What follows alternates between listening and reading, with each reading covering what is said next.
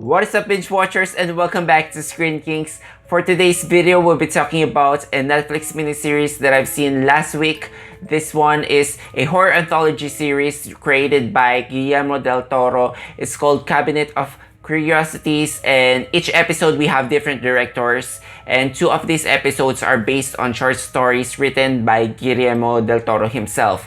Now, since we have here varying outcomes or varying preferences per episode, I find it hard to judge the series as a whole, so I'll be doing an episode ranking. So this will be my personal ranking, my personal preference of all the 8 episodes, and all these episodes are told in the tradition of either Gothic or Grand Guignol genre. So let's start off first with my 8th or my least favorite in this miniseries. We have episode 5, Pickman's Model, directed by Keith Thomas. So in it we have an art student named Will, played by Ben Barnes, who meets an introvert Richard, whose terrifying works of art starts to have a deeply disturbing effect on his reality. So this episode reminds me of the movie adaptation of The Picture of Dorian Gray first, because we have this haunted painting, we have a tortured protagonist, also played by Ben Barnes. He's actually the actor here that piqued my interest, but I felt like you need something for this character to be invested. And in terms of storytelling, I don't think an episode length is enough to tell the whole story, because there are a lot of time jumps here, a couple of expositions, and then the payoff is not that strong. It has a disturbing ending, but the way it gets there, it's a bit unearned at times, and to be brutally honest, it feels boring. It delivers on a aesthetic level when it comes to the high production values, but I felt like for this episode, it's struggling to deal with those elements because there's so many visual mediums when it comes to Lovecraftian genre that sometimes the story gets lost. This is what happened here. Maybe if they dial it down and just save the good ones towards the end, towards the third act, maybe that would have been more effective. My 7th place goes to episode 6, Dreams in the Witch House, directed by Catherine Hardwicke. I think she's also the director of the movie Twilight. So in it we have a researcher named Walter, played by Rupert Grint. He ventures into a dark, mysterious realm in an attempt to find his twin sister after her death, using a special drug to bring her back. So this one, it will definitely remind you of Rupert Grint's character in Harry Potter, Ron Weasley, because he is tormented by an evil rat, and we have here an evil rat with a annoying human face. I felt like that is one of the worst monsters that I've seen, so maybe part of my dislike for this episode comes from that. The same case with Pickman's Model. This one has a lot of Lovecraftian elements too, but in here it kind of feels messy at times. It felt like if I want to watch Ron Weasley or Rupert Grint here run around the forest, hearing different voices in his head, I think I would just rather watch Deathly Hallows Part 1, because this is essentially the same, except here it has a lot of campy elements. One in particular occurs during a church scene, and for the supporting characters, the performance and their dialogues, it's just stilted and it felt cliched. So I'm putting that episode in the 7th spot. Now moving forward to the 6th spot, we have episode 1, which is Lot 36, directed by Guillermo Navarro.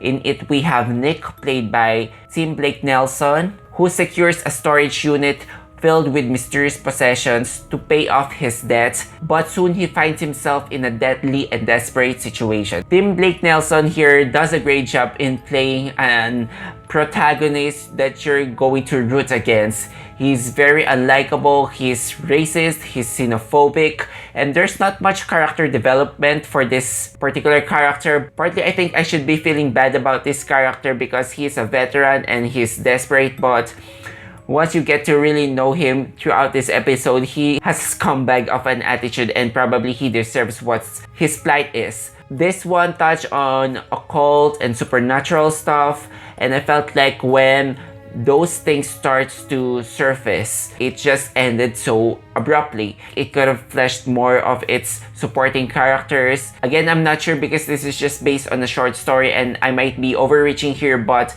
I felt like when the movie starts to get more interesting, it ended suddenly. So I'm placing it on the 6th spot. But in here, you can definitely expect some gnarly creature effects. This is enough for a streaming service, and if you are a firm believer of karma, go ahead and watch this episode. Now moving on to the 5th spot, we have episode 2 called Graveyard Rats, directed by Vincenzo Natali, and in it we have a grave robber named Mason, played by David Hewlett, who eyes the riches of the wealthy new arrival, but before he gets those treasures, he must survive a maze of tunnels featuring an army of rodents. So if you have this primal fear for rats and claustrophobia, this one really capitalizes on that kind of fear. Admittedly, the second to the third act of the film gets a little bit prolonged, and there's an inclusion of this one supernatural element that threw me back a bit, but it's so devilishly funny at times because the protagonist can seem to get a break. And yeah, I have to admit, with all the amount of rats that I've seen in this episode, I felt like I need to take a bath after. In essence, this one has a lot of similarities when it comes to the Lot 36, where they both feature unlikable characters. David Hewlett here has a cartoonish performance that suits the tone of the film, and that finale is just intense. I think it's just a good mix, a great mix of blending horror and comedy. So yeah, let's move into the upper half of this miniseries. We have for the 4th spot, The Viewing, directed by Panos Cosmos. In it, we have a wealthy recluse of 4 accomplished guests invited to a mansion for a once-in-a-lifetime experience to witness a prestigious exhibit. But soon the intrigue turns into horror. Now, I'm so enamored by the visuals and the sound design of this episode. I think a lot of Gen Zs are going to like it because it has this vintage look and a lot of saturated color palette. We have these 4 eccentric characters who are interesting in their own right. For the most part of the film, or for the episode rather, they're just talking in this room, and I swear I could have listened longer for more than an hour, and then something really crazy happens towards the end of this episode. And what can I say? The sound design here is just entrancing. It just puts you into this mood that it knows how to create that very distinct, foreign, but also entrancing atmosphere. So when that third act reveal happened, it went from a level of like 10 to 100. I wish we got more of that lore, because as much as crazy and hilarious what happens in that third act onwards, I felt like we needed more context on what's happening. I'm not sure if there's more lore to it, but I'm pretty sure if we have the proper material here to be unearthed, Panos Cosmos can turn this into a full-length film with all the directorial choices that I really digging in this episode. He can produce a solid film. Now let's move on to my third favorite episode. We are going with episode 3, The Autopsy, directed by David Pryor. Now we have here a seasoned sheriff investigating a dead body in the woods, and he decides to call on his old pal, a medical examiner played by F. Murray Abraham, to help piece together a series of chilling events. Now I thought this episode is going to be snooze fest. I had to stop it after 10 minutes, then rewatch it the next day because I'm not sure if I'm digging this one.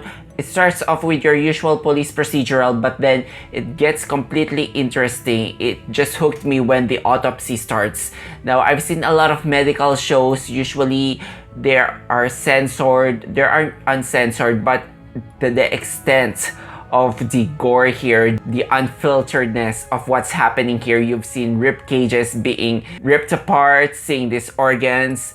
This is not the perfect companion while you're eating.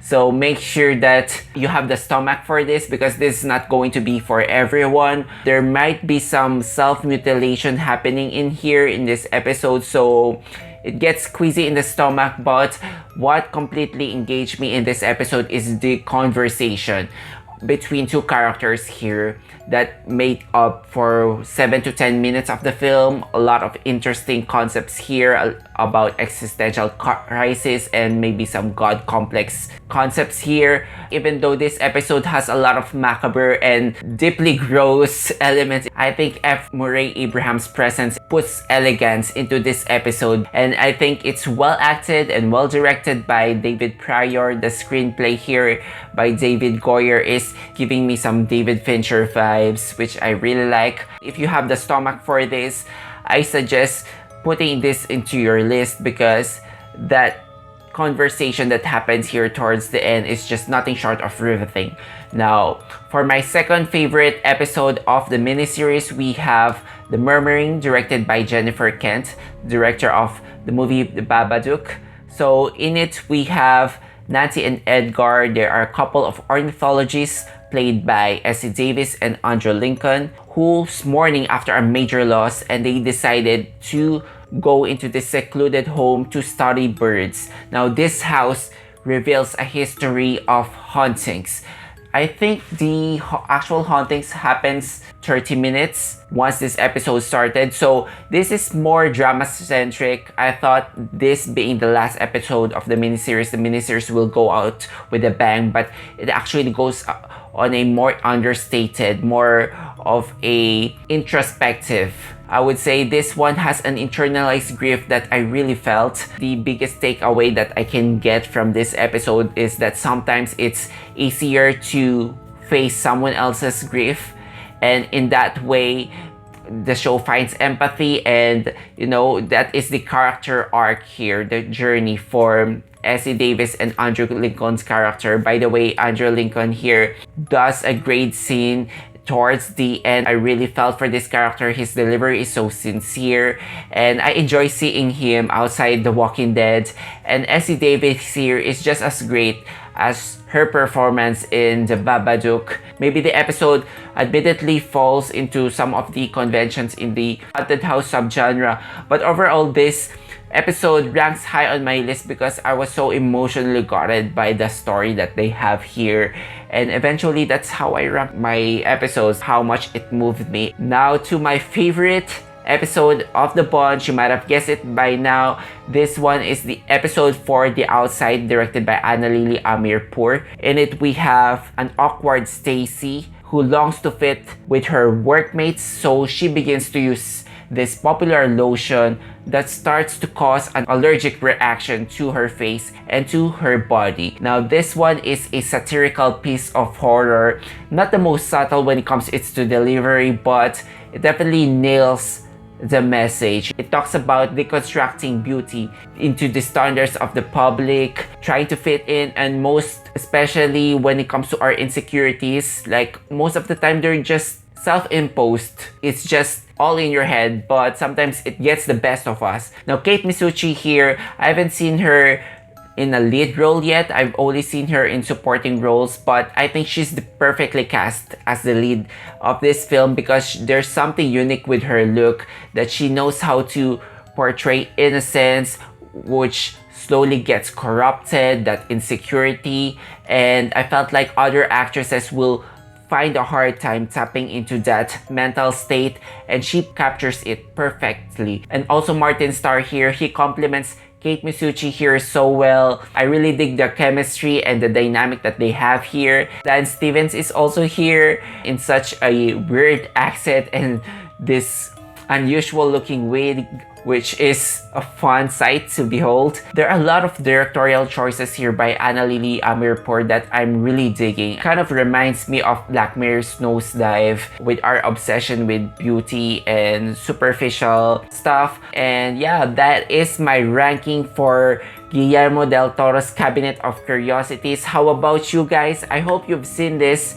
show, and I wouldn't be opposed having another season. It's more macabre than your usual Twilight Zone. And if you're having Black Mirror withdrawals, this is a good alternative.